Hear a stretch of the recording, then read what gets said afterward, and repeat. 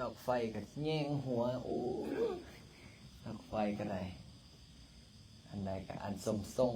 วันสวดมนต์ใหม่นี่เนาะเรื่องตาโยมตัวประมาณนี้ซะบอนเฮ็ดไหมกับจังซี่ล่ะ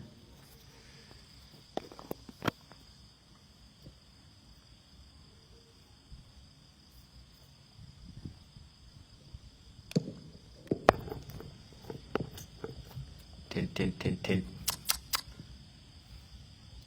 ทดสอบพุทโธให้ซีเอาไฟมาเด้อเอาไปเกี่ยวใส่นะเกี่ยวใส่ละไฟ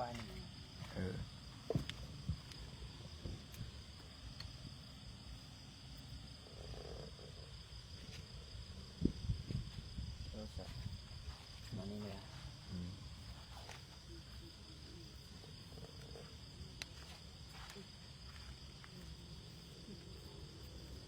นี่เสือมาบวชที่แล้วมายิ่งมาบวชอะไรที่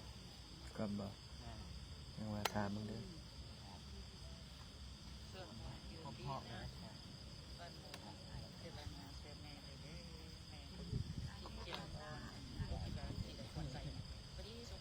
ตาคือกันหรอตาคือกันหรอ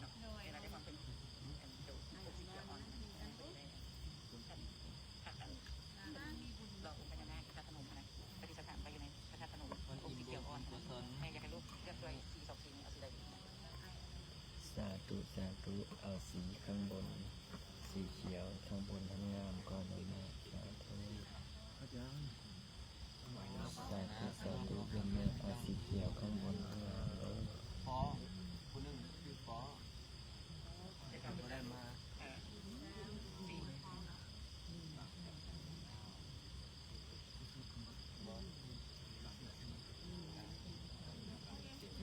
เดี๋ยวเสร็จเรียบร้อย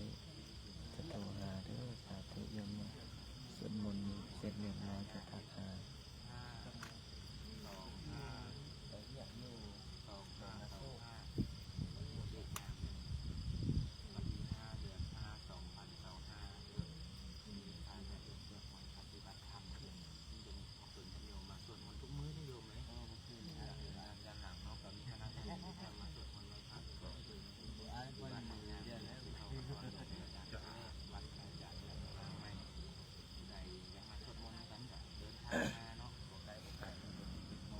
เอาเตรียมพร้อมเนาะเตรียมพร้อมเพราะว่ารถปูนสิมาเทบอนอันนี้เว้าเมื่อคืนนี้เล่าสู่ฟังก่อนมาแชร์ไปใน Facebook กันเด้อเมื่อคืนนี้เว้าสิเทให้ไปให้มางบบ่พอก็เอาตัวนี้ก่อนเอาค่อยเอ็ดค่อยเป็นค่อยไปเทตัวนั้นเสร็จเรียบร้อยแล้วก็สิได้มาเทอันนี้ต่อถ้าบ่ออกสอนเพชรกับทาในฮอด2 เดือนนี่นะไปแล้วประมาณเพื่อทาแล้วทาอีกคือว่า ท่าเดินหนักเท่าไหร่ ก็เลยบอกว่าบ่ทาน่ะเฮ็ดเองFacebook ช่วงนี้มันยังปิดการมองเห็นมื้อนี้ก็กำแพงเด้อฝนจะตกหนักคืนนี้กำแพงครับติดแชร์ไปใน Facebook บ่ทาน่ะเฮ็ดเอง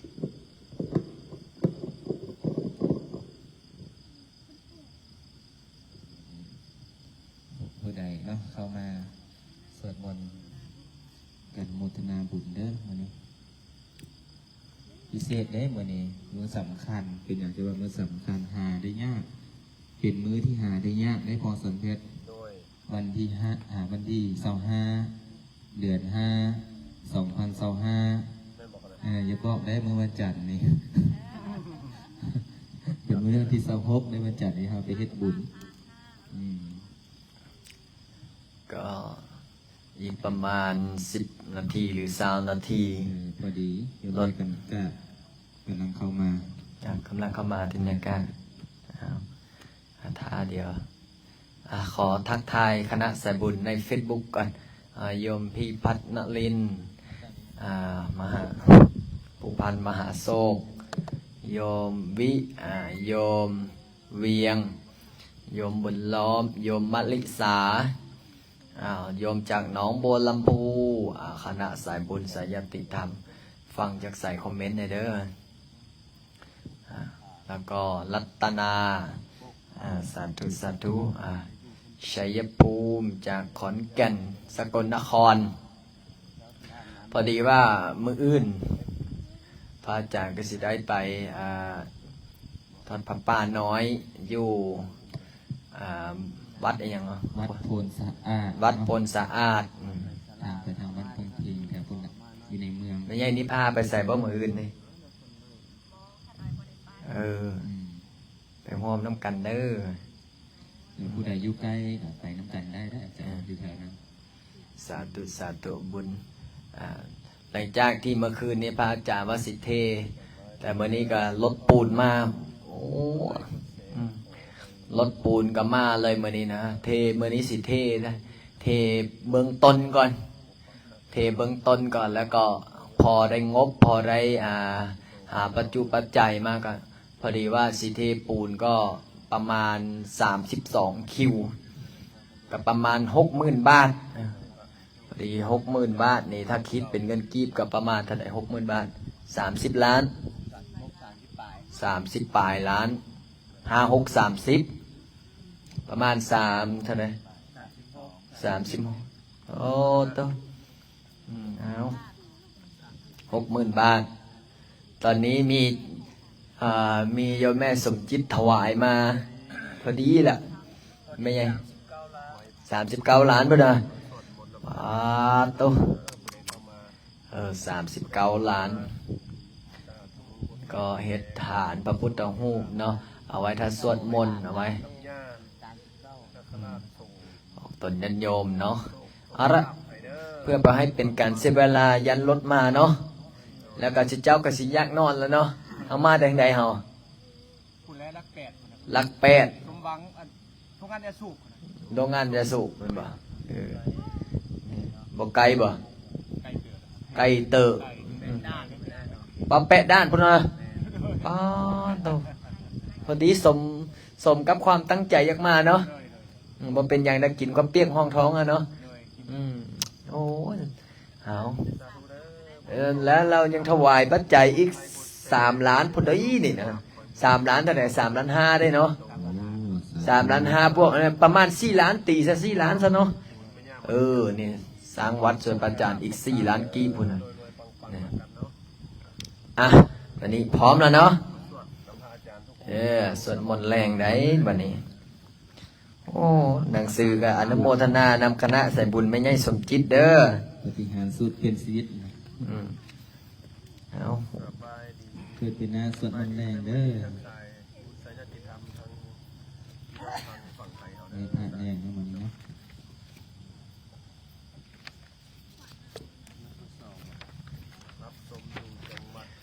เปิดไปเด้อหน้าที่22หะระหังสัมมาสัมพุทโธภะคะวะพุทธังภะคะวันตังอะภิวาเทมิสวังกาโตภะคะวะตาธัมโมธัมมังนัมมัสสามิสุปฏิปันโนภะคะวะโตสาวกสังโฆสังฆังนะมามินะโมตัสสะภะคะวะโตอะระหะโตสัมมาสัมพุทธัสสะนะโมตัสสะภะคะวะโตอะระหะโตสัมมาสัมพุทธัสสะนะโมตัสสะภะคะวะโตอะระหะโตสัมมา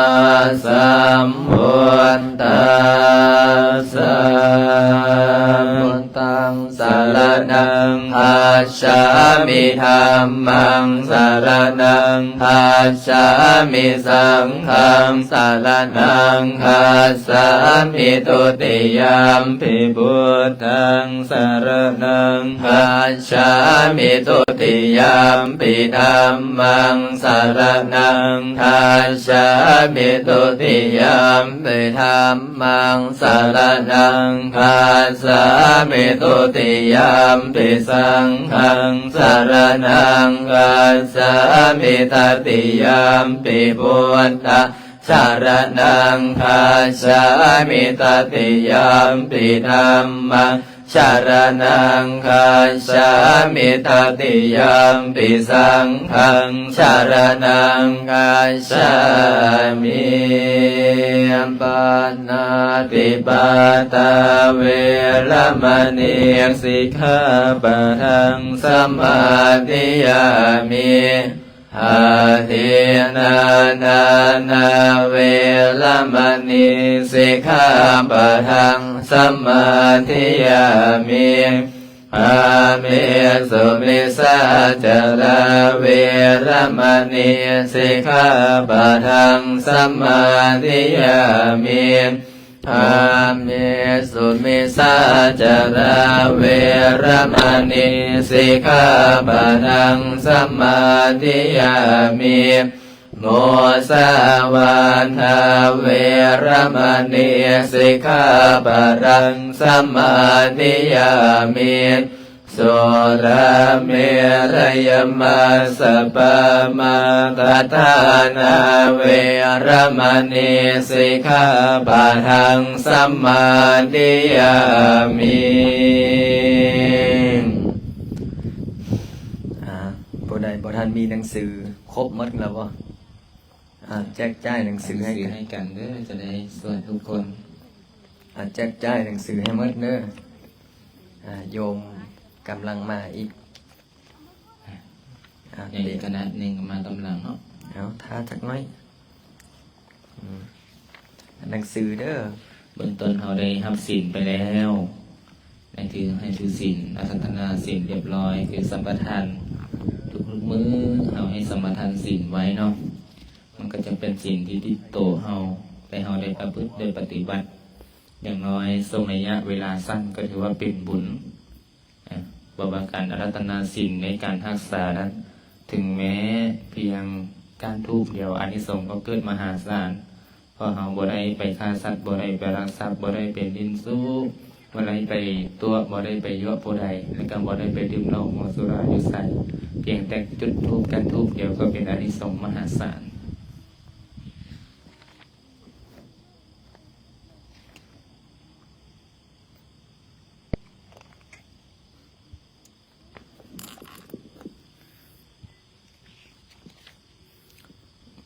ที่พ่อแม่ครูบาอาจารย์เพิ่นได้เว้ามวลทายศีลสีเรนะสุกติยันติสีเรนะโภคสัมปทานศีลเป็นนำมาซึ่งความสุขศีลนำมาซึ่งความสงบและศีลนำไปซึ่งนิพพานเฮาปฏิบัติได้กันเป็นดีผลดีทั้งเฮามาแล้วบ่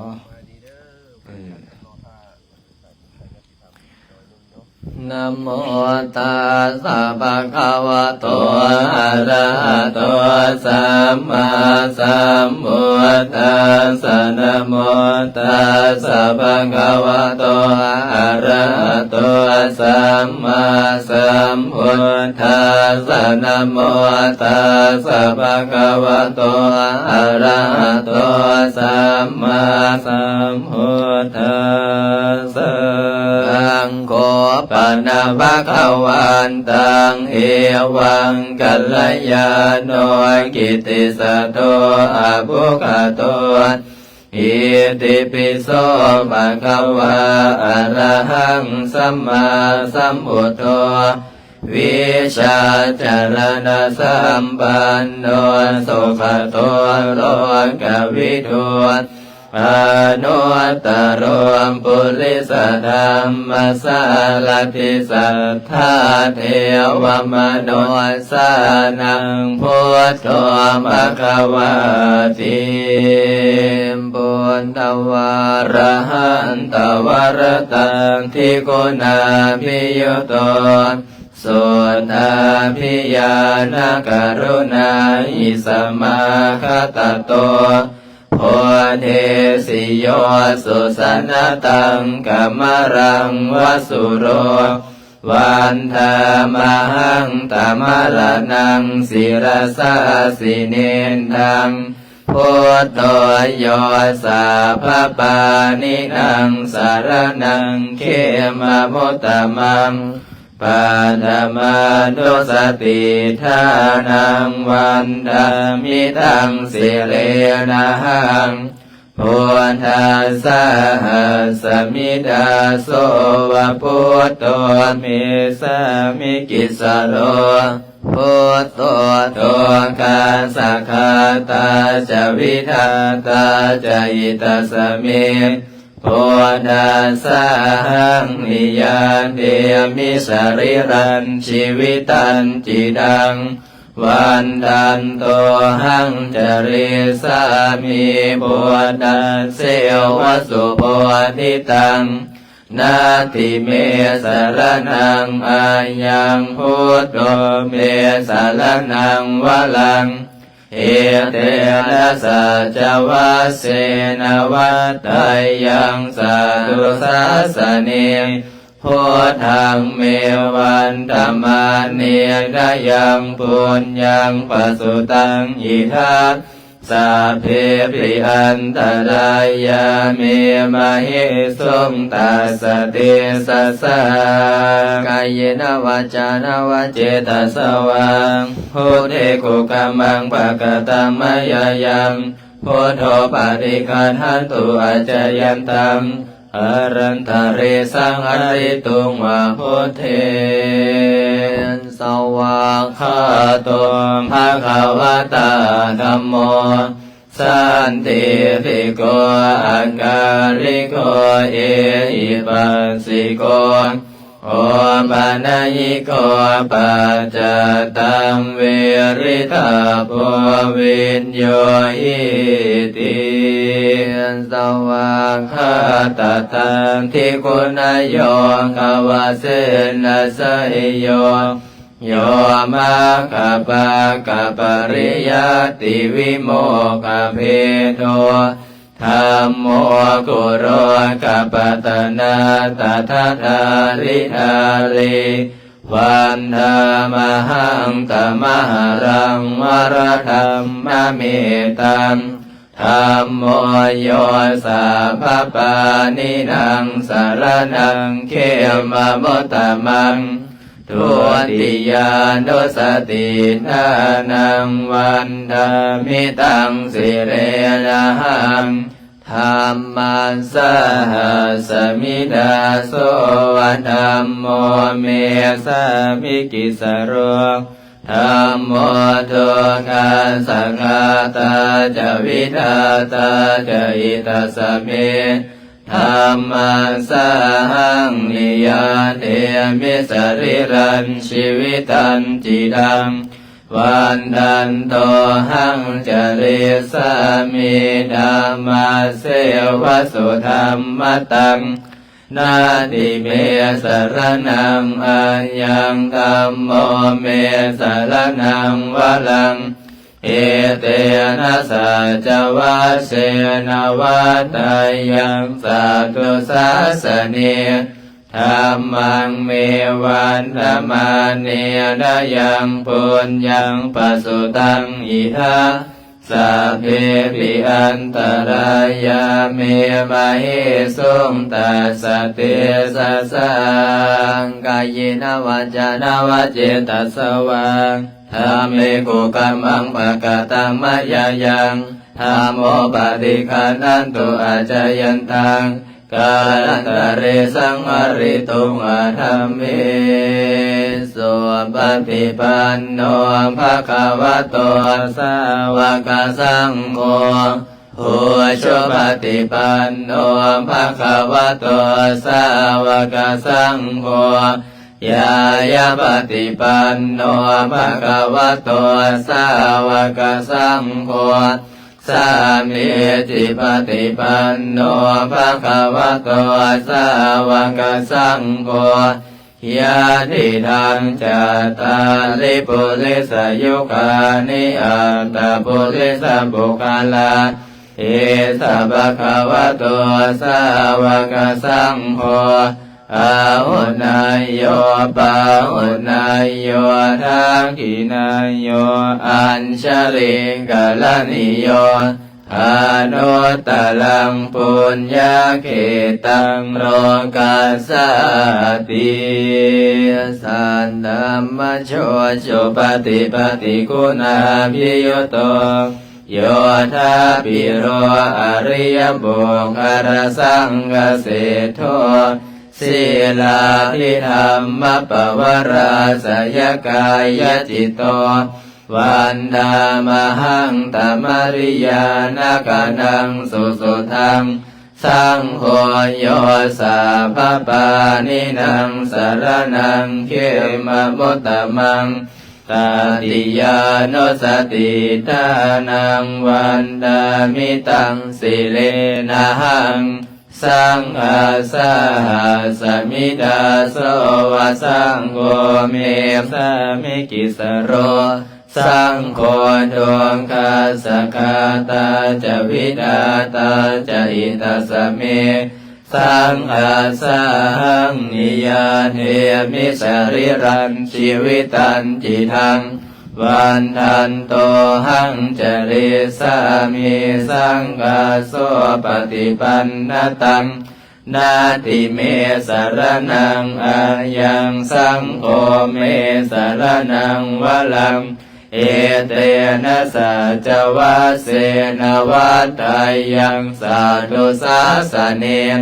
สังฆังเมวันธรรมาเน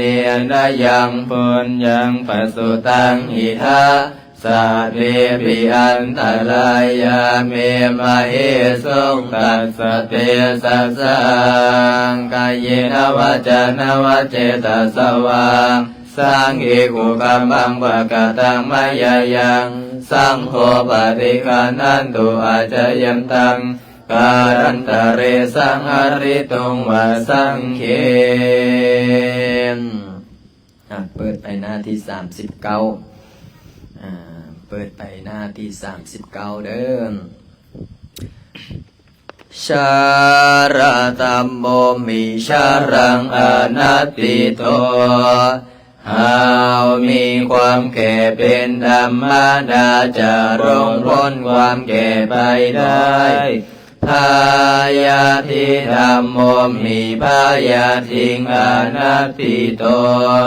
หาวมีความเจ็บไข้เป็นธรรมดาจะบ่ร่วงพ้นความเจ็บไข้ไปได้มาราณะธรรมโมมิมารานังอนัตติโต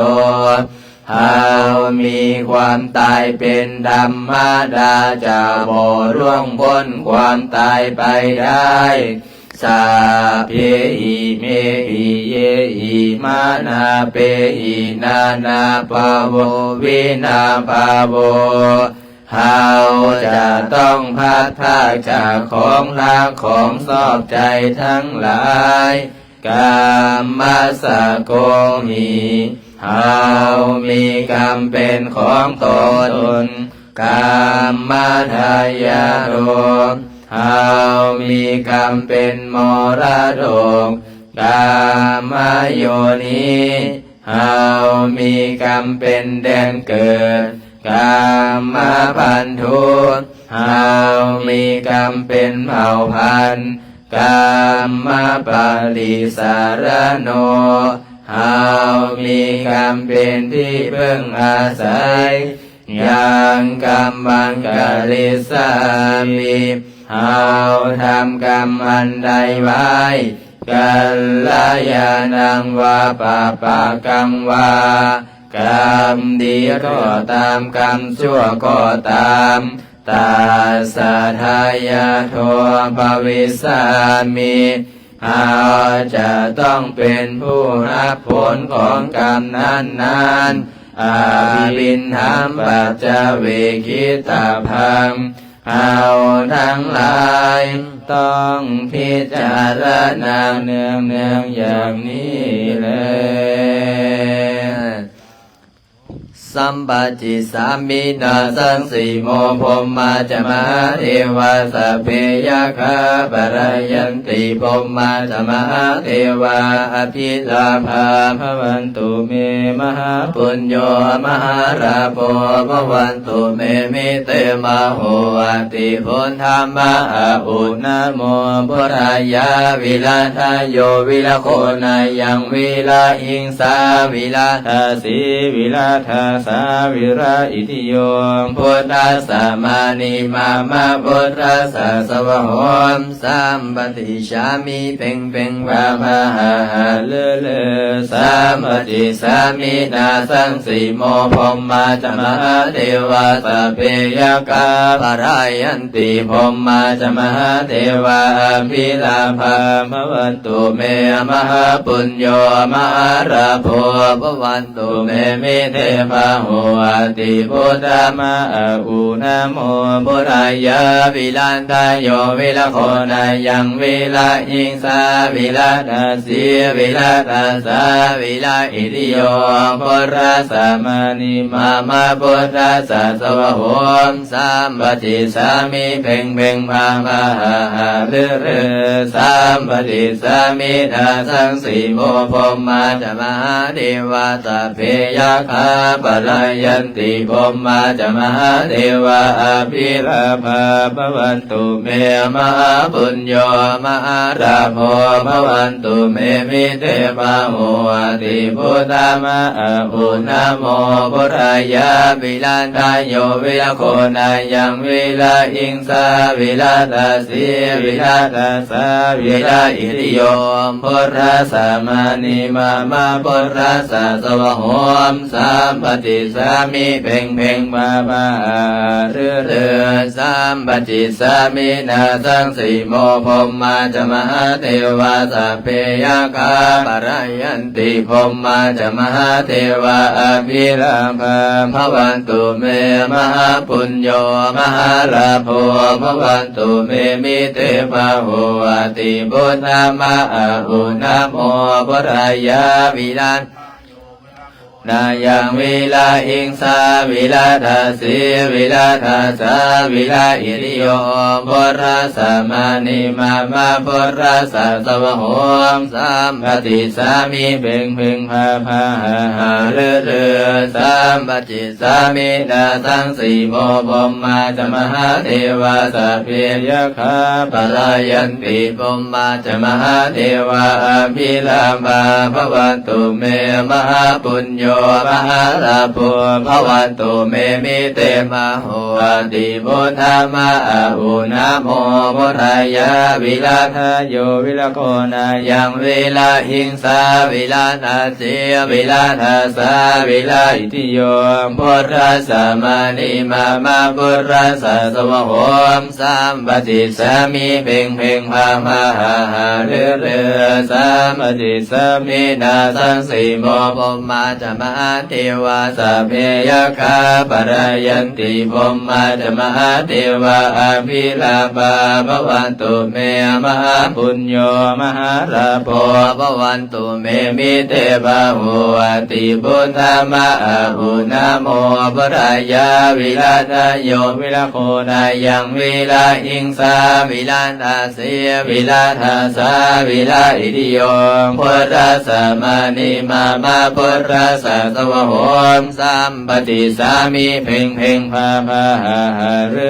อสัมปติสามินาสังสีโมพรหมาจมหาเทวาสัพเพยคาปะรายันติพรหมาจมหาเทวาอภิลาภาภวันตุเมมหาปุญโญมหาราโภ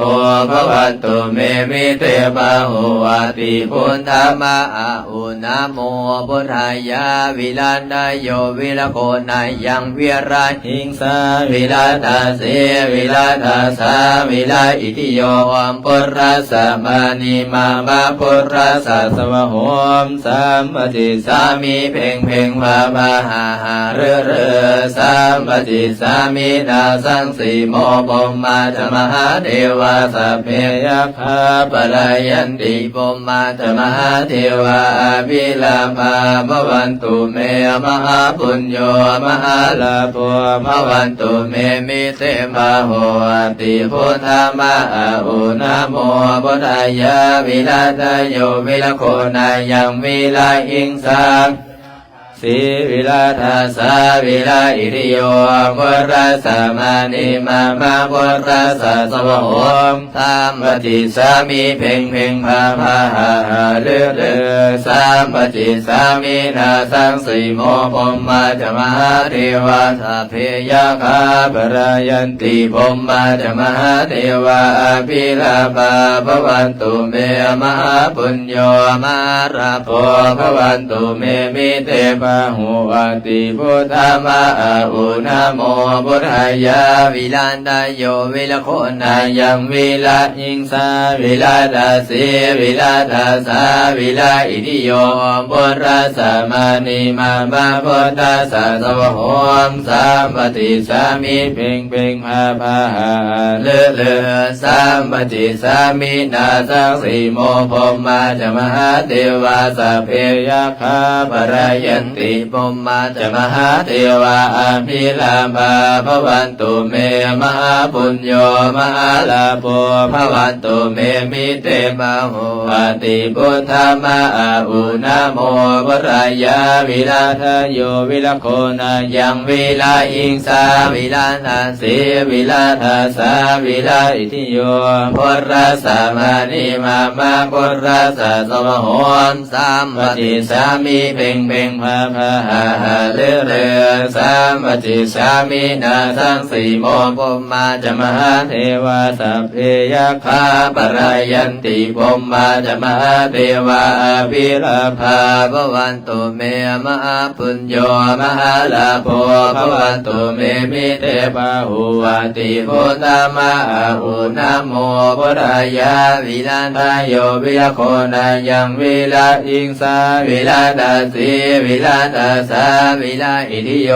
ปุราสมานิมามาปุราสสวะโหมสัมปติสามีเพ่งเพ่งพาพาหาหาเลือเลือสัมปติสามีนาสังสีโมปมมาจมหาเทวาสัพเพยคาปรายันติปมมาจมหาเทวาภิลาภาภวันตุเมมหาปุญโญมหาลาโภภวันตุเมมิเตปะโหติพุทธามะอุนะโมพุทธายะวิลาทะโยวิลโคนายังวิลาหิงสาวิลาทาสีวิลาทาสาวิลาอิริโยปุราสมานิมามาปุราสสวะโหมสัมปติสามีเพ่งเพ่งพาพา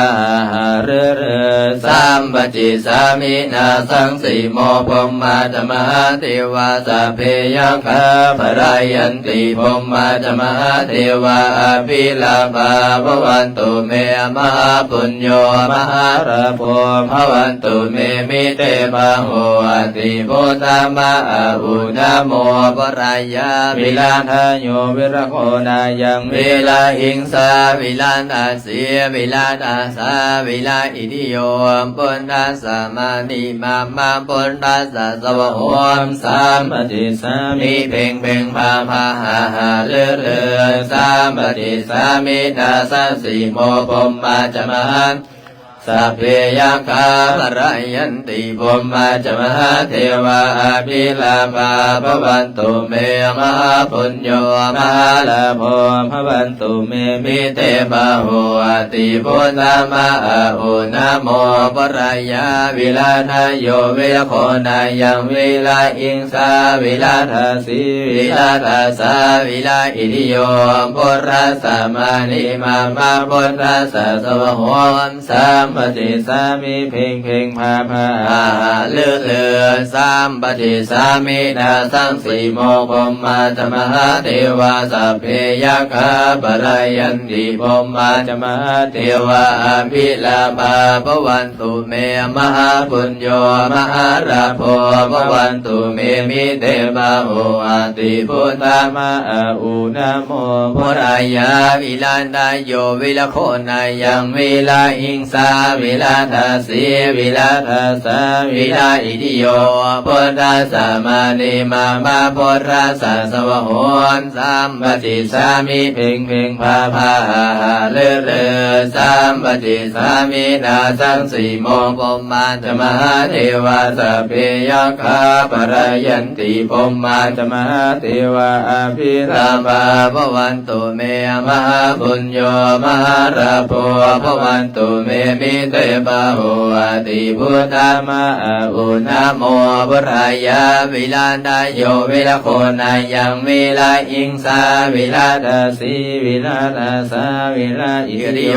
พุทธัสสะมานิมามาพุทธัสสะสวะโหมสามปฏิสามิเพ่งเพ่งมามาเลือเลือสามปฏิสามินาสังสีโมปมมาจมหาเทวาสัพเพยัคขาปะรายันติปมมาจมหาเทวาภิลาภาภวันตุเมมหาปุญโญมหาราโภภวันตุเมมิเตภาโหอาติพุทธามะอุนะโมพุทธายาวิลาทายโยวิลโคนายังวิลาหิงสาวิลานาสีวิลานาสาวิลาอิทิโยพุทธัสสะมานิมามาพุทธัสสะสวะโหมสามปฏิสามิเพ่งเพ่งมาปะเลือเลือสามปฏิสามินาสังสีโมปมมาจมหาเทวาสัพเพยัคขาปะรายันติปมมาจมหาเทวาภิลาภาภวันตุเมมหาปุญโญมหาราโภภวันตุเมมิเตปะโหอาติพุทธามะอุนะโมพุทธายาวิลันโยวิลโคนายังวิลาอิงสาวิลาทัสสีวิลาทัสสะวิลาอิริโยพุทธัสสะมานิมามาพุทธัสสะสวะโหมสามปฏิสามิเพ่งเพ่งพาพาเรื่อเรื่อสามปฏิสามินาสังสีโมพมมาจมหาเทวาสัพเพยัคขาปะรายันติพมมาจมหาเทวาภิลาภาภวันตุเมมหาปุญโญมหาราโภภวันตุเมมิเตปะโหอาติพุทธามะอุนะโมพุทธายาวิลาทายโยวิลโกนายังวิลาอิงสาวิลาทัสสีวิลาทัสสะวิลาอิริโยพุทธัสสะมานิมามาพุทธัสสะสวะโหมสามปฏิสามิเพ่งเพ่งพาพาเลือเลือข้าพเจ้า พระเจ้า ระลึกถึงคุณพระพุทธเจ้า พระเจ้า คุณพระธรรมเจ้า พระเจ้า คุณพระสังฆเจ้า สังฆเจ้า คุณบิดามารดา บิดามารดา ครูบาอาจารย์ อาจารย์ จงมาดลบันดาล ดลบันดาล ให้ใจของข้าพเจ้า ให้ใจของข้าพเจ้า จงรวมลงเป็นสมาธิ จงรวมลงเป็นสมาธิ พุทโธธัมโมสังโฆ พุทโธธัมโมสังโฆ พุทโธธัมโมสัง พุท โฆ โธธัมโมสังโฆ พุทโธธัมโมสังโฆ พุทโธธัมโมสังโฆ พุทโธพุทโธพุทโธ ตั้งจิตตั้งใจนั่งสมาธิเด้อมันนี้ขยับขยื่นให้มันเข้าที่เข้าทาง เพราะว่าสถานที่ของเฮามันเอียงก็เลยต้องขยับขยื่นให้มันเข้าที่เข้าทางแล้วก็ยืดกายตรงๆลมหายใจเข้าออกหายใจเข้าเฮาก็หูหายใจออกเฮาก็หูให้เบิ่งลมหายใจหรือว่ากำหนดพุทกำหนดโธพุทโธพุทโธพุทโธพุทโธอยู่ในใจเพราะว่าครูบาอาจารย์เพิ่นบอกไว้ว่าวัดเมื่อนี้สิเว้าเรื่องวัดก็คือสถานที่วัดจิตวัดใจวัดก็คือสถานที่เป็นศูนย์รวมจิตใจของ พุทธศาสนิกชนผู้ที่สนใจในการถือศีลปฏิบัติธรรมหรือว่าเฮ็ดบุญให้ทาน เพราะว่าขึ้นชื่อวัดนี่นะบ่แม่นแต่ภาษาบ้านเฮาภาษาศาสนาอื่นกับวัด อย่างเช่นว่าวัดทางตั้งศาสนาคือศาสนาคริสต์เขาก็เอิ้นว่าวัดคือกัน เขาก็มีมื้อวันพระวันเจ้าคือกันของเขาเนาะทางของเขานั่นแหละเขาก็เข้าไปสวดมนต์คือเฮานี่แหละเขาไปสวดมนต์เขาก็สวดทำนองเสียงของพระเจ้าเขาเฮาก็เข้ามาเฮาก็สวดทำนองเสียงพระเจ้าของเฮาก็คือพระพุทธเจ้าอย่างเบื้องต้นพระอาจารย์ได้พาไว้พระหับศีลนี่ก็คือศีล5นี่ศีล5นี่เป็นสิ่งที่สำคัญก็คือสิหูหมดทุกข้อแล้วล่ะถ้าภาษาบ้านเฮาฟังบ่ต่ำก็100 ครั้ง1,000 ครั้งแล้วล่ะว่าปานาติปาตาเวรมณีสิกขาปัฏฐังสัมมาทิฏฐิมิจนท่องได้กับใจแต่ท่องได้แต่ปากแต่เฮ็ดบ่ทันได้นี่เฮ็ดบ่ทันได้บางคนนี่ท่องได้หมดสุอันพันแนวเนี่ยแต่ผลสุดท้ายมาเฮ็ดบ่ได้ทำบ่ได้เฮ็ดบ่เป็นทำบ่เป็นท่องได้อยู่แต่เฮ็ดบ่ได้ปากบ่ตรงกับใจคือเขาเว้าเนาะนี่บางคนบัดนี้เฮ็ดได้แต่ท่องบ่ได้บางคนนี่ท่องบ่ได้แต่เฮ็ดได้เพราะฉะนั้นแล้วนี่แหละครูบาอาจารย์ถึงบอกวัดจะได้เข้ามาเข้าวัดเข้าว่ามาฟังเทศน์ฟังธรรมมาสวดมนต์นี่เฮามานั่งสมาธิจังซี่เนี่ยเฮาเฮ็ดได้ถึงแม้ว่าบางครั้งเฮาบ่ฮู้เฮาบ่ฮู้ก็อย่าให้นั่งสมาธิไปก่อนบางคนก็ท่องมาเนาะบางคนก็ท่องมาลมหายใจเข้าจังซั่นจังซี่โอ้ย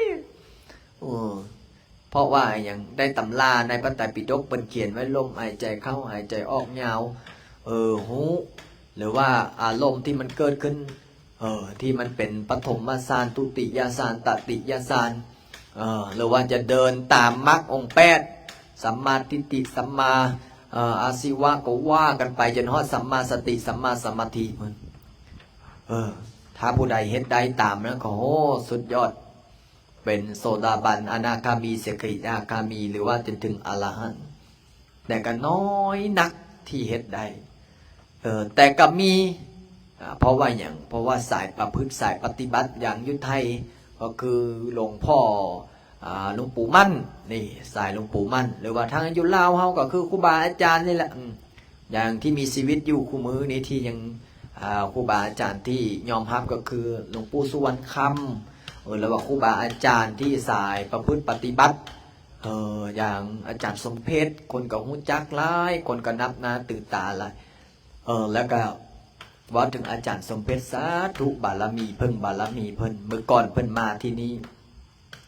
บอกคิดว่าเพิ่นสิมาให้เนาะมาฮอดปุ๊บเพิ่นนั่งลงพระอาจารย์กับพระอาจารย์บ่เลยกับเขากราบ3 ครั้งปึ๊บออกตนยันยมกับเขากราบกราบแล้วเพิ่นถามเพิ่นก็ถามว่าอยู่นำกันจักองค์อันนี้ก็เลยโอ้ยข้าน้อยอยู่2 องค์โอ้ดีแล้วเดี๋ยวสิหาโจเนนมาอยู่นำโน่เพิ่นก็ว่าเป็นภาษาเหนือนะเนาะทีนี้พระอาจารย์บ่ไล่ก็เลยบอกว่าอาจารย์ข้าน้อยนิมนต์ขอให้อาจารย์เทศน์สัก5 นาทีเพิ่นก็โอ้สิฟ้าไปงานนะแต่เพิ่นก็ยังเมตตาเพิ่นก็เทศน์สั้นๆเพิ่นบอกว่าการประพฤติการปฏิบัตินี่เบิ่งลมหายใจเขาออกบ่ต้องสงจิตออกนอกเพราะว่าการประพฤติปฏิบัตินี่เราต้องเฮ็ดเอาคือการประพฤติการปฏิบัตินี่เราต้องลงมือทำต้องลงมือทำถึงจะได้ปฏิบัติบูชานี่ปฏิบัติบูชาเสร็จเรียบร้อยพระอาจารย์ก็เลยอธิษฐานว่าโอ้ยอาจารย์สมเพชเอ้ยข้าน้อยนี่ชื่อพระฤาษีสุจิตโตขออธิษฐานพึ่งบุญพึ่งบารมีพ่อแม่ครูบาอาจารย์ขอให้ออกตนญาติโยมมาร่วมสร้างวงสร้างวัดช่วยแล้วก็มีคณะสายบุญสายยติธรรมกำลังไหลมาช่วยพระอาจารย์สร้างแล้วก็ทีนี้เสร็จเรียบร้อยพระอาจารย์ก็เลยอธิษฐานโอ้อาจารย์สมเพชเอ้ยพอดีข้าน้อยเฮ็ดสร้างพระพุทธรูปน้อยองค์หนึ่งไว้บอนเป็นที่ส่วนบนปฏิบัติธรรมขอบารมีพระอาจารย์ไปจับไปรูปให้เนี่ย พิ่นก็เลย พออธิษฐานเสร็จเรียบร้อยเพิ่นก็ถามว่าอยู่ไสพระพุทธรูปว่าคิดในใจว่าเพิ่นฮู้ได้จังไดว่าเฮาอธิษฐานจิตขอให้เพิ่นไปว่าแล้วนี่พระอาจารย์ก็เลยบอกโอ้นิมนต์เพิ่นก็ว่าเอามาถ่ายรูปก่อนว่าถ่ายรูปเสร็จเรียบร้อยก็ย่างมาตามมาย่างมาเพิ่นก็มาอธิษฐานให้ออกตนญาติโยมก็โอ้ยดีอกดีใจได้กราบได้ไหว้พ่อแม่ครูบาอาจารย์เพิ่นก็มาอธิษฐานให้ว่าโอ้ยอนาคตข้างหน้าคนสิมานั่งสมาธิภาวนานี้เด้ออันนี้ก็โอ้ดีใจแล้วทางนี้ก็ว่าคือตรงใจกันแท้เนาะครูบาอาจารย์เพิ่นเมตตาเสร็จเรียบร้อยเพิ่นก็ขึ้นรถไปทีนี้เพิ่นก็เข้าสมาธิกรรมฐานแล้วในที่วันที่11ที่ผ่านมาเนาะเพิ่นก็เข้าสมาธิกรรมฐานภาวนาอยู่ห้องเพิ่นแหละถ้าสาธุเฮาได้พึ่งใบบุญพึ่งกุศลบารมีพ่อแม่ครูบาอาจารย์ผู้ปฏิบัติศีลปฏิบัติธรรมผู้เข่งขัดในพระธรรมวินัยคำสอนพระพุทธเจ้านี่แหละพ่อแม่ครูบาอาจารย์บอกผู้ใดปฏิบัติใดผู้นั้นก็ได้ผู้นั้นก็เห็นแต่ผู้ใดบ่ปฏิบัติผู้ใดบ่ลงมือเฮ็ดมันก็บ่เห็นมันก็บ่ได้บางคนว่าโอ้ยอาจารย์เอ้ยข้าน้อยอยากเอาลูกมาบวชในเฮ็ดจังไดพอเอาลูกมาก็โอ้อาจารย์ก็เลยโอ้สาธุอายุเท่าใดบางคนก็5 ปีพระอาจารย์เลยโอ้ย5 ปีสิอย่างน้อย10 ปีขึ้นซะอย่างน้อย10 ปีมื้อนี้ก็มี 2-3 คนเอาลูกมาพระอาจารย์ก็เลยว่าอายุเท่าใดอันนี้10 ปี10 ปีถ้าอยากบวชมาก็ต้องให้ถือศีล8อย่าฟ้าวบวชเท่านั้นว่าภาษาบ้านเฮาถ้าเด็กน้อยอีหลีหล่อนะมานุ่งขาวห่มขาว10 มื้อลองเบิ่งก้อนทดสอบเบิ่งก้อนมันสิให้บ่ทั้งสิให้บ่ก็เลยบ่แล้วก็วันที่27วันที่27นี่ก็จะมีประมาณ3 คนมาบวชวันที่27นี่ประมาณ3 คนแล้วก็จะทยอยตามมาเรื่อยๆแล้วทยอยตามมาเรื่อยๆก็จะได้บวชแล้วก็แปลงกุฏิแล้วก็สิได้ออกบิณฑบาตได้บาดนี้ถ้ามีคนมาหลายพระโจรเนรหลายก็พระอาจารย์ก็เริ่มวางสายบิณฑบาตบ่ซั้นบ่ทั่วบ่ถึงบ่ซั้นได้กินข้าวแห้งได้บาดนี้เพราะว่ายังสร้างก็หลายออกตนญาติโยมมาก็หลายถ้าสวดมนต์ภาวนานั่งสมาธิภาวนาก็ต้องได้นั่งสมาธิเข่งขึ้นก็เก้านั่งสมาธิดนก็เก้าเพราะว่ายังบ่ซั้นบ่กุมแต่ก็ถ้าระดับ10 หรือ20 องค์นี่ก็พอเลี้ยงไหวพอบิณฑบาตออกเฮือนนั้นสู้เฮือนนี้ในสมัยครั้งพุทธกาลก็มีแต่บิณฑบาตพอได้ครบพอได้สั่นเพราะว่าอยู่นี่จะสั่นมื้อเดียวสั่นข้าวมื้อเดียวแต่ถ้ามื้อใดยากกินข้าวแห้งให้เขาเฮ็ดน้ำปานะหรือว่าเฮ็ดน้ำปานะพอได้สั่นพอประทังท้องแล้วก็ตื่นเช้ามาแต่นี้ก็จะได้สั่นเดี๋ยวก็สิจัดสั่นเวลาก็สั่นประมาณ9 โมงเช้าเนาะก็หลังจากที่ออกตนญาติโยมมาถวายภัตตาหารถวายเพลก็จัดตามเวลาน่าจะ8:30หรือ9 โมงนี่แหละแต่ตอนนี้ก็คือกำลังจะวางแผนเพราะว่ายังบ่นั้นเป็นศีลเป็นอันก็ถวายมาเมื่อวันที่9ที่ผ่านมานี่ก็ผ่านมาได้ประมาณ10 กว่ามื้อนี่แหละเนาะก็ค่อยเฮ็ดค่อยเป็นค่อยไปค่อยเฮ็ดค่อยทำออกตนญาติโยมก็ได้มาบางมื้อกับมาร่วมอุปโภโมทนาช่วยพระอาจารย์บางคนก็โอ้เดินทางมาแต่ไกลบางคนก็มานั่งสมาธิสวดมนต์ภาวนาก็ถือว่าเป็นบุญเป็นกุศลนั่นแหละแต่ตอนนี้ก็อย่างที่พระอาจารย์ว่าแล้วเนาะนั่งสมาธิก็ขออภัยนำเด้อเอียงข้างอยู่อย่างพระอาจารย์นี่ก็นั่งก็ต้องได้ซ้อนขาขึ้นแต่ออกตนญาติโยมอดทนเอาเพราะว่ามื้อนี้ก็อนุโมทนาสาธุบุญกับโยมแม่โยมพี่ทุกคนทุกท่านที่มานั่งสมาธิมาสวดมนต์มาภาวนานำกันเนาะก็ถือว่าเป็นบุญเป็นกุศลของเฮาที่เฮาได้เฮ็ดเฮาได้ทำแต่ถ้าผู้ใดมีลูกมีหลานอยากเอามาบวชวงเล็บเด้อถ้าผู้ใดสูบยาสูบนี่พระอาจารย์จะบ่รับ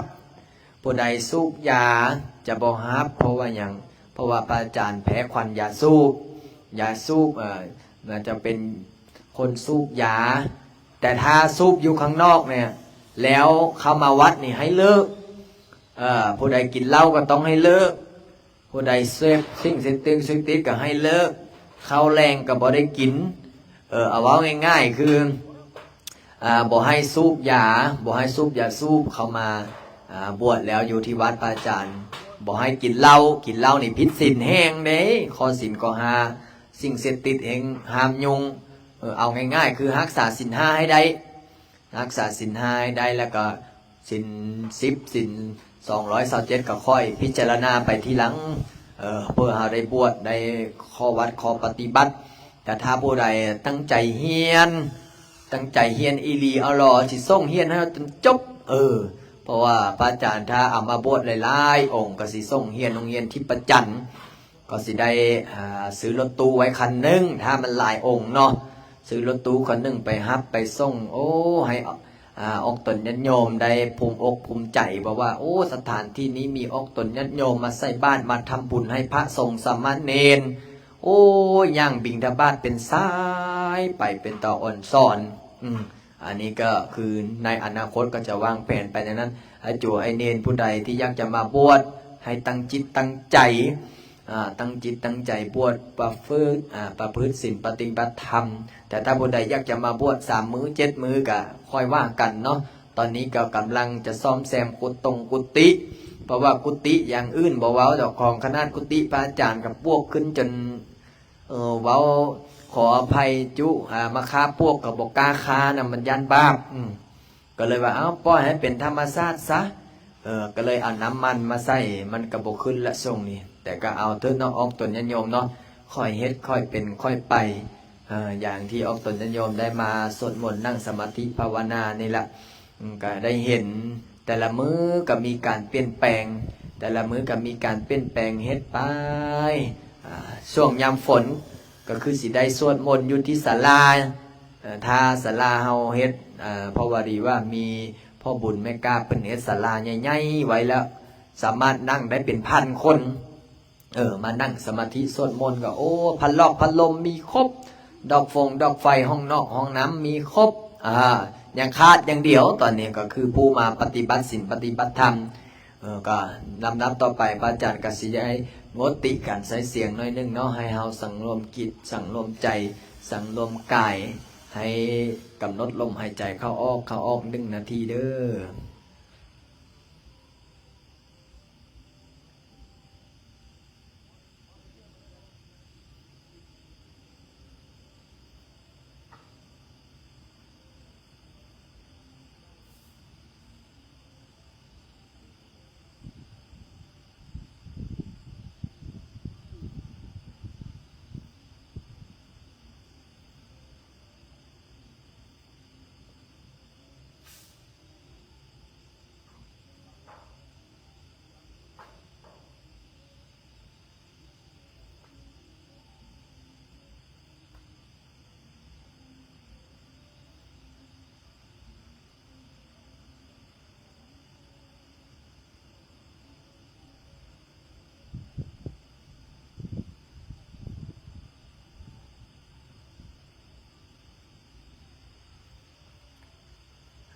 ลำดับต่อไป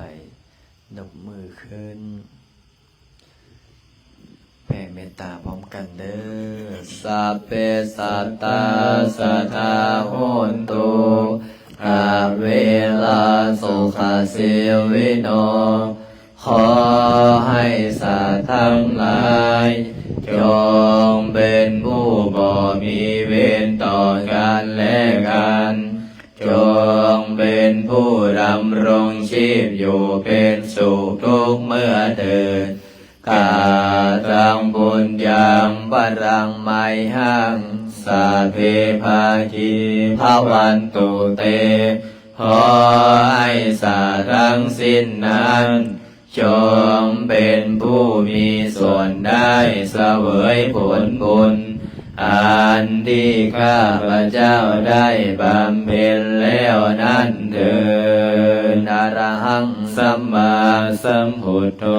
ภะคะวา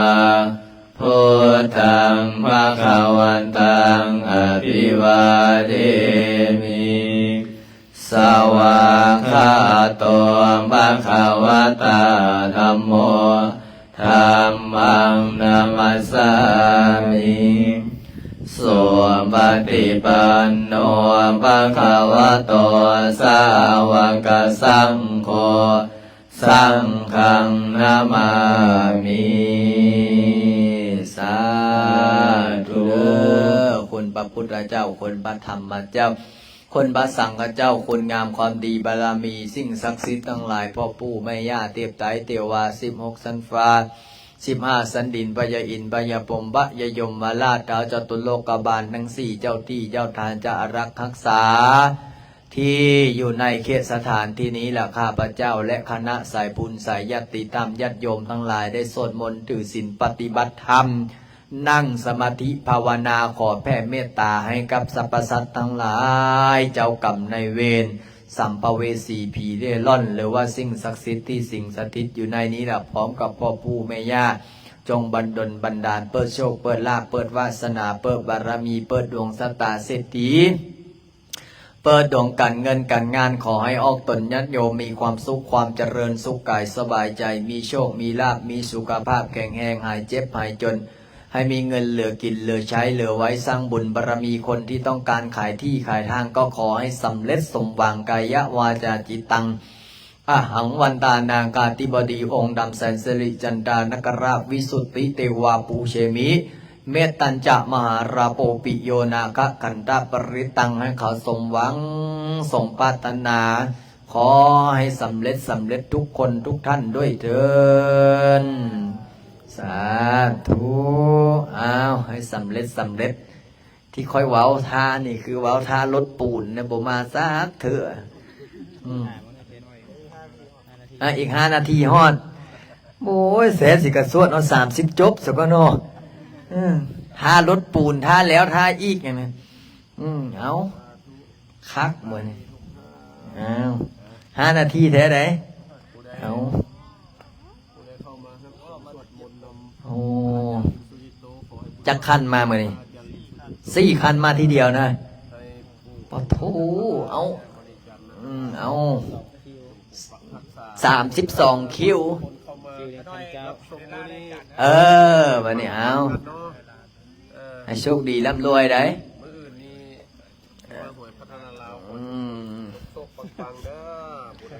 มื้อนี้จักคนมาสวดมนต์เบิ่งขอนับเบิ่งก่อน1 2 3 4 5 6 7 8 9 10 11 12 13 14 15 16 17 18 19 20 21 22 23 24 25คนเป๊ะสาธุนี่25คนบวกอีพระ2เป็น27 25คนเมื่อคืนนี้จักคนเมื่อคืนนี้สวดแล้วปุ๊บฝนตกปั๊บเนี่ยอันนี้มาทางไหนประตูอยู่สูตรนี่บ่มาสวดน้ำกันได้เนาะมาคู่มือได้ได้รถปูนมาแล้วมาแล้วเอาเบิ้งน้ำกันนะตัวเมื่อคืนนี้พระอาจารย์วสิเทอันนี้มื้อนี้ก็เลยรถปูนมาคอดกลางคืนพุ่นล่ะเอาฝากเป็นกำลังใจให้นายสร้างเฮ็ดให้พระลินบ่ได้นอนอีกแล้วเนาะ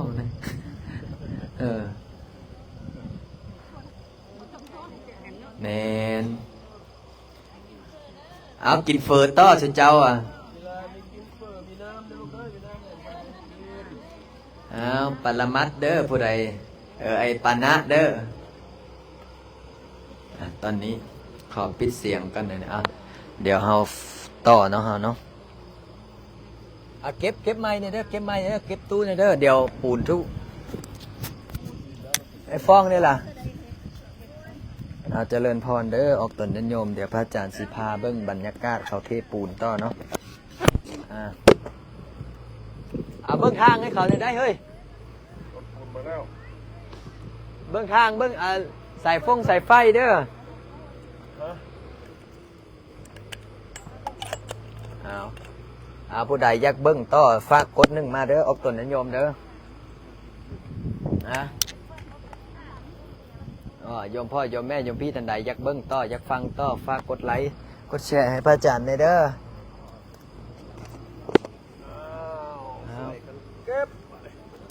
นี่รถปูนมาเทรถปูนมาเทโอ้เฮ็ดงานนี่ทั้งเว้นทั้งคืนเลยสุดยอดเฮ็ดเรียกทั้งเงินทั้งคืนกำลังเฮ็ดเทพื้นเนาะนี่รถปูนมาเทพื้นละโยมพ่อโยมแม่โยมพี่ท่านใดฟังอย่าใส่ฝากคอมเมนต์นะเด้อนี่สีเทพื้นตัวนี้นี่สีเทพื้นบ่อนนั่งสมาธิภาวนานี่แหละโอ้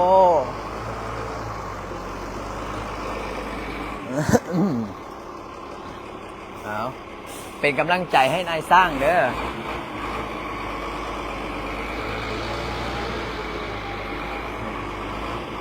ส่วนมนต์เสร็จเรียบร้อยปุ๊บเทปูนต่อปั๊บ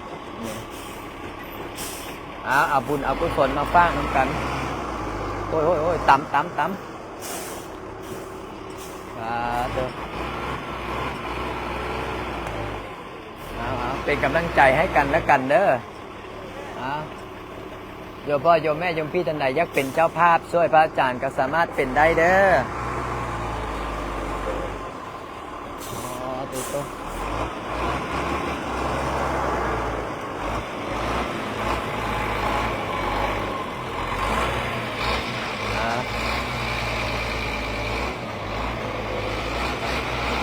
ติดบ่ติดโอเคบ่ย่างเอารถมาแก้นะ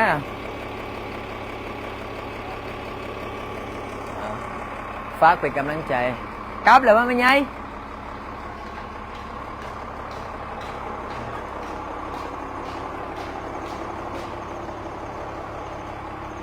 เอาเจริญพรเด้อออกตนญาติโยมเด้อมาเป็นกำลังใจให้ทีมสร้างเนาะมาเป็นกำลังใจให้นายสร้างน้ำกันเด้อสาธุตอนนี้กำลังเทลานธรรมเนาะพอดีว่าพระอาจารย์เว้าเมื่อคืนนี้พระอาจารย์เลยเอาเฮ็ดเลยพอดีว่ามีโยมแม่ท่านหนึ่งถวายปัจจัยพระอาจารย์มา10,000 บาทพระอาจารย์เลยทางเงินบ่พอกับติดหนี้เขาทีนี้เขามาเฮ็ดมาทำเลยล่ะนี่กับนี่มื้อแรงนี่มาอื่นจ่ายเอาลงเลยวะต่อป่ะเอามาต่อมาเลยฝากเป็นกำลังใจน้ำกันเด้อโยมพ่อโยมแม่โยมพี่เด้อคิวปูนโยมถามบอกว่าปูนรถนึงเท่าไหร่ปูนในรถละ10,000ประมาณ10,000 บาทเนาะรถ1 คันรถนี่ประมาณ10,000 บาทแต่คิวนี่ประมาณคิว1,900คิว1,900หรือว่าตาโยมพ่อโยมแม่โยมพี่ท่านไหนอยากจะร่วมอุปโภคโมทนา5 บาท10 บาทก็สามารถร่วมได้เด้อค่อยว่ากันที่หลังเนาะ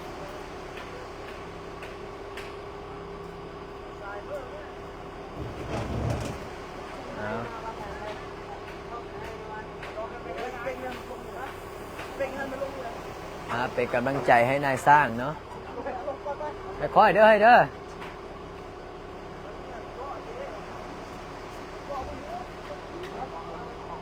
สาธุเด้อ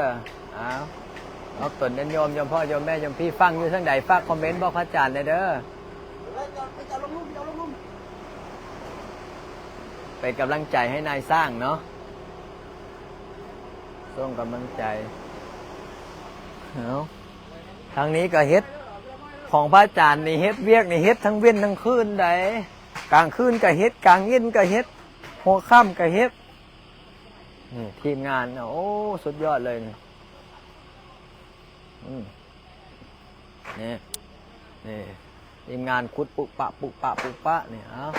เป็นกำลังใจให้เนาะสู้ๆเด้อนี่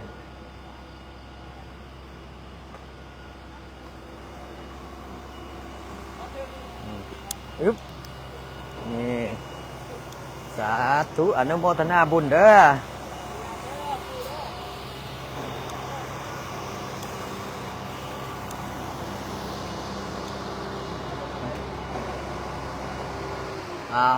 รถแรกดำลงแล้วมื้อนี้ตีสองสิได้นอนบ่เนาะอย่าดันได้อย่าให้มันดันจับซะคักๆเด้อ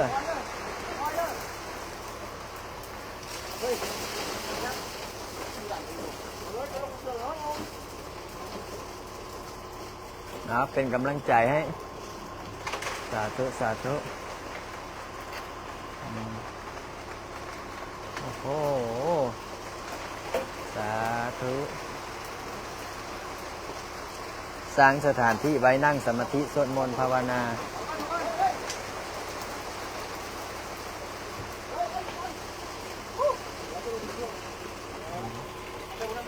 เฮ็ดกลางเย็นกลางคืนเลยพอโทอับอ้อย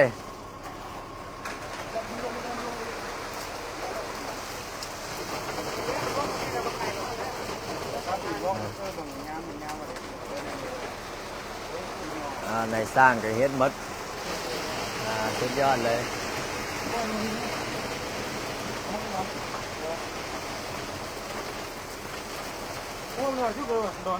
เอาโคมแม่เอาไฟแม่เอาไฟสาย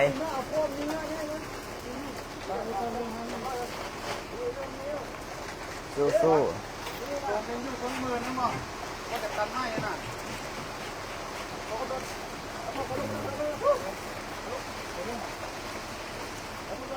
ทำไมมาดึกจังพอดีว่าต้องทำช่วงกลางคืนอากาศมันถึงจะบ่ร้อน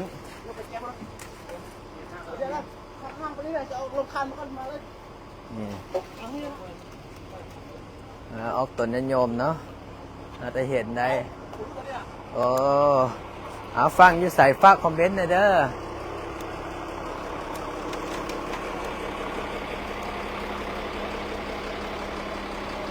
กินให้มดได้กินบะมดได้ห่อได้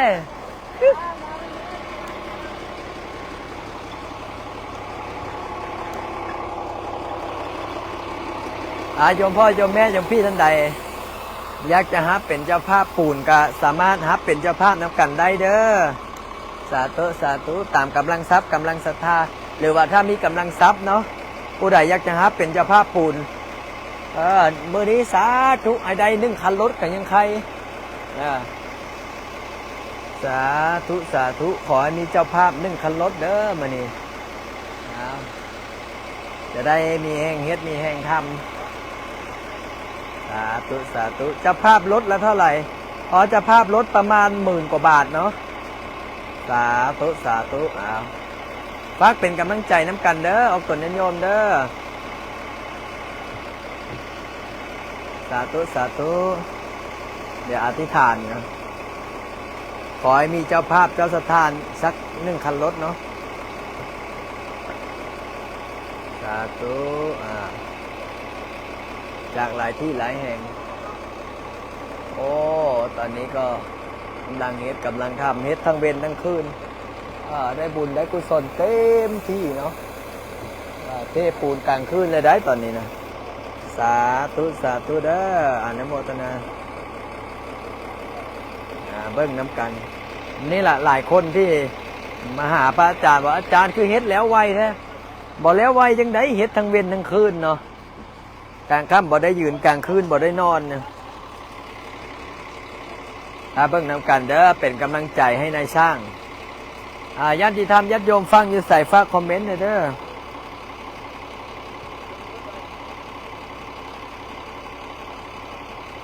สาธุเจริญพรเนาะคณะสายบุญ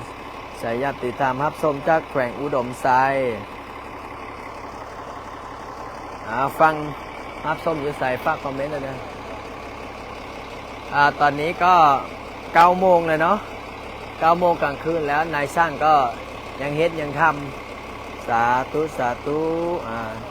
เทบ่อนนั่งสมาธิเทบ่อนภาวนาเทปูดบ่อนเฮ็ดสิเฮ็ดให้บ่อนเป็นบ่อนนั่งสมาธิภาวนาเด้อ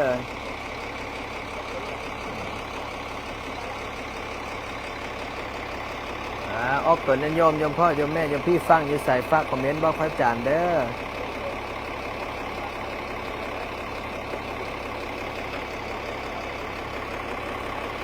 เทลงมาเนี่ย ตัวมื้อนี้สิแล้วเขาอยู่บ่เนาะ ชุดขาวเพื่อนนะ สิเปลี่ยนชุดแม่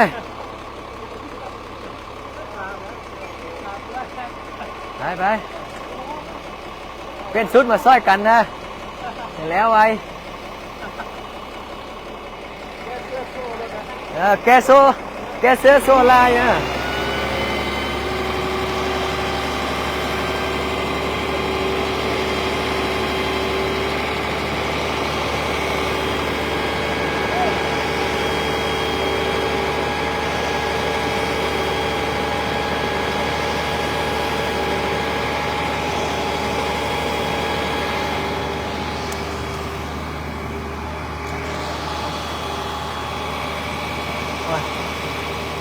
ผมว่าตี้มืดล่ะ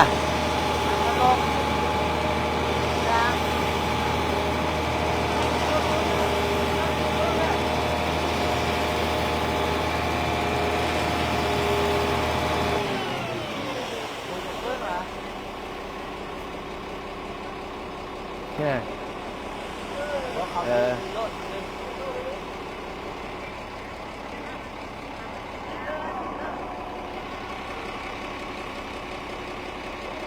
เป็นกำลังใจให้น้ำกันเด้อ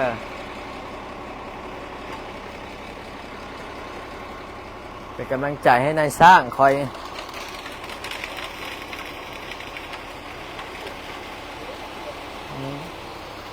จีวรค่อยสิเปียกบันนี้ละเทอันนี้ฐานพระพุทธรูปเด้อ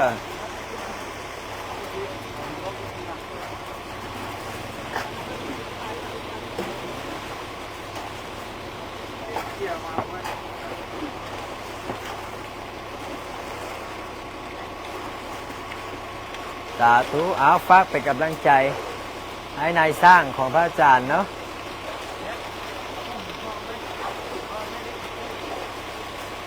ได้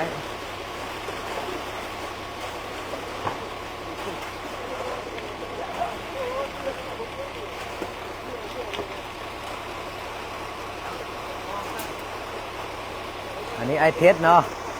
ไอเพชรคนล่อเด้นี่นะแล้วผู้ใดจะเป็นเจ้าภาพปูนเด้อแต่ห้องเนี่ยพุ่นนั่นแกตีนเขาพุ่นนั่นแกตีนเขาพุ่นเดี๋ยวได้ห้องมึง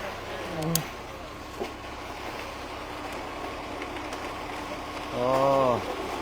ตั้งแจ็คใส่ฝากคอมเมนต์บ่พระอาจารย์เด้อ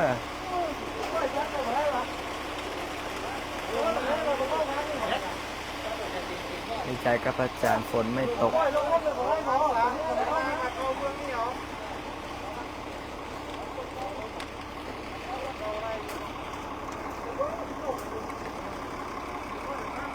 เอาเดี๋ยวหาเจ้าภาพปูนสักรถเนาะเดี๋ยวก็อธิษฐานก่อนตอนนี้โยมฟังจังใส่รถละเท่าไหร่รถละประมาณ10,000ประมาณอันนี้จะคิวอ่ะฮะอันนี้จะคิวโบไรรถ1จะคิว7คิวรถประมาณ15,000เนาะรถละ15,000ปะโถ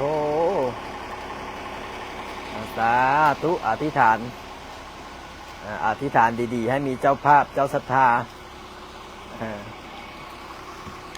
เจ้าภาพเจ้าศรัทธาเบิ่งก่อนอธิษฐานดีๆก่อนสาธุพระพุทธเจ้าพระธรรมเจ้าพระสังฆเจ้าเด้อคุณงามความดีสิ่งศักดิ์สิทธิ์ทั้งหลายบันดลบันดาลเปิดโชคเปิดลาภเปิดวาสนาเปิดบารมีเปิดดวงสตาเศรษฐีเปิดดวงการเงินการงานให้ออกตนยันยมโชคดีร่ำรวยหาเงินหาทองมันๆเนาะรับฟังจากอมก๋อยโอ้เชียงใหม่ตัวนี้เอาสาธุเจ้าภาพปูนเทฐานพระพุทธรูปที่เฮาได้เฮ็ดได้ทำได้สร้างตอนนั้นชื่อได้บ่นี่สาธุเอาละตอนนี้ก็รอได้นี่รอให้นายสร้างมาเป็นกำลังใจให้นายสร้างเพราะว่ามื้ออื่นเป็นมื้อวันพระมื้ออื่นเป็นมื้อวันศีลโอ้มาเลเซียค่ะสาธุฟังจากมาเลเซียฟังจากเซียโน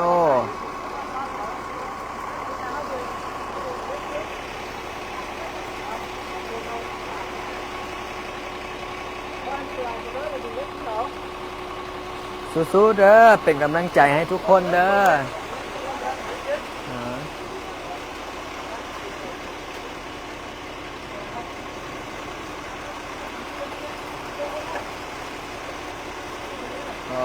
ตัว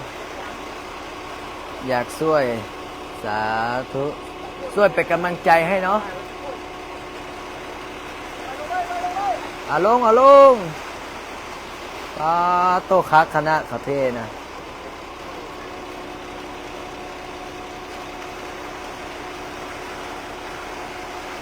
ม่วนก้อนนี่แกเสื้อใส่ในนี้ก็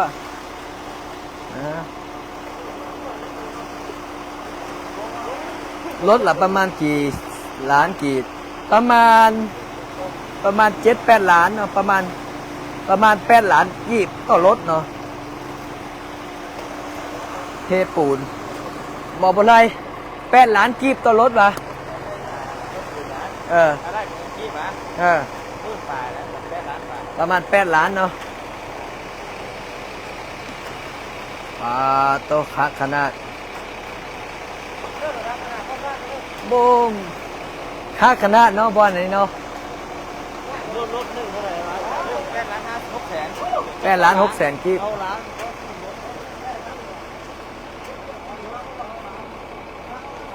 ใช้งบประมาณในการทำอันนี้ก็ประมาณหลายหมื่นหลายแสนเนาะแล้วก็อนุโมทนาสาธุบุญโยมแม่จิตเนาะโยมแม่สมจิตเป็นเจ้าภาพปูนมา 10,000 บาทอนุโมทนาบุญเด้อสาธุอนุโมทนาบุญมาเนาะได้รับแล้วเจ้าภาพคนหนึ่งโยมแม่สมจิตถวายปัจจัย 10,000 บาทสาธุอนุโมทนาสาธุบุญเด้อผู้ใดอยากเป็นเจ้าภาพกับด้วนๆได้ออกตนยันโยมเอ้ยสาแล้วหมดได้สาธุคิวละ1,800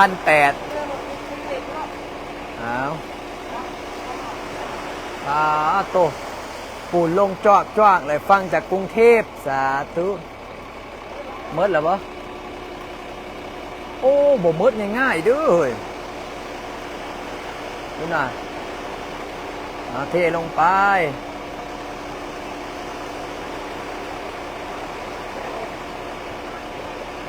โอ้ครับ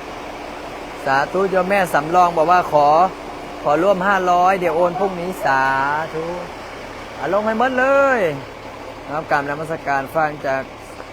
เป็นกำลังใจให้กันเด้อนี่ผู้ใดอยากช่วยพระอาจารย์ก็ฝากคอมเมนต์เข้ามาเด้อนี่สาธุโอ้คักแล้วไวแท้อันนี้นะ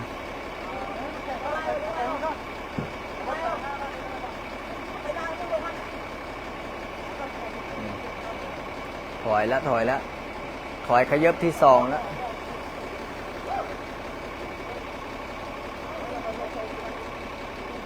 โอ้คักช่วยกันสร้างช่วยกันสาเด้อนี่ช่วยกันสร้างวัดพระอาจารย์ให้สำเร็จระวังหัวเด้อ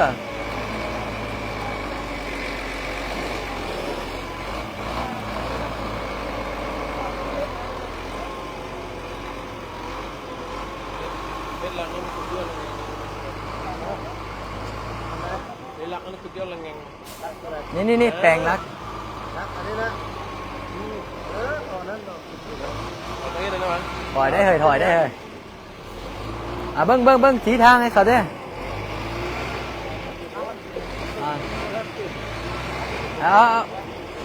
เอ้ยเบิ้งได้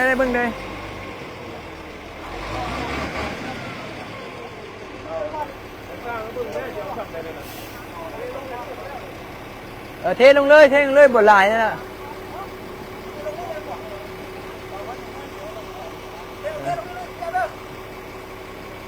ลงเลยบนลายเดี๋ยวมันฟงใส่ผ้าได้ออกได้เจ้าเอ้ยสุดขาวเจ้าไม่เป็นไร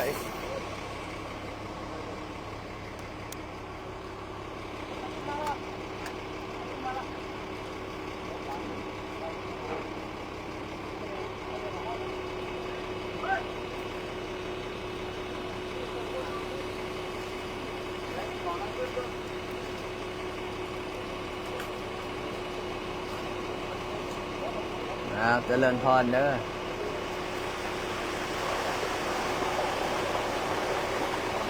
โอ้เมิดแล้ว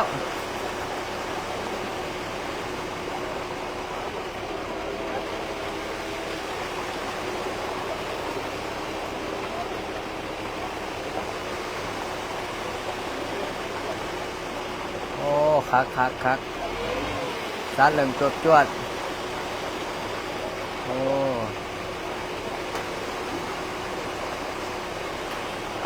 ติโตขนาดกองจนพ้น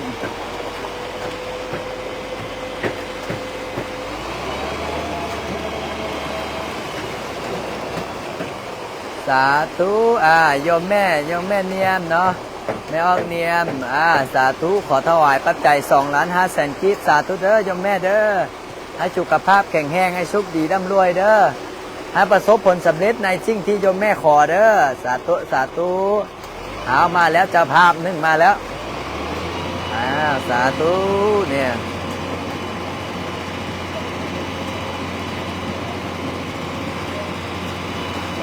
คนทั้งนั้นก็เอาสารเอาอย่างมาเพิ่มเลยเอาช่วยกันหลายคนนี่ทีมงานพวกอันนี้พวกที่มาสวดมนต์ได้นี่กับพระอาจารย์สวดมนต์เสร็จเรียบร้อยพระอาจารย์ก็ให้เขาเทลานเลยแล้วเทลานโต๊ะเลยแล้วคนน่ะเห็นบ่เล็กเอาออกเลยแม่บัดนี้เล็กโอ้ระดับเนาะยัง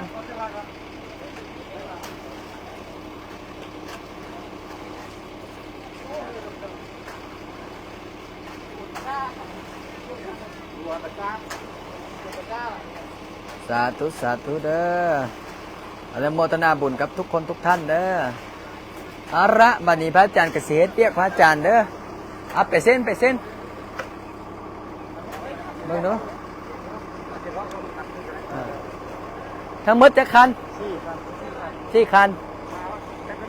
อ๋อ4 คันละ15,000 4 5 60,000โต60,000 บาทตายขอเสียเงินใส่มาจ่ายบาท60,000 บาทเพิ่นน่ะ60,000 บาทและค่ามืออีกเท่าไหร่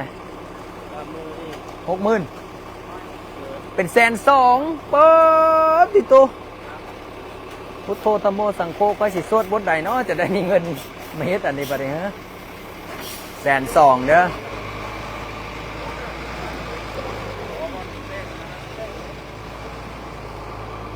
ตาย120,000พุ่นน่ะ80 ล้านผู้ใดอีพ่ออีแม่เฮ็ดอันนี้นะ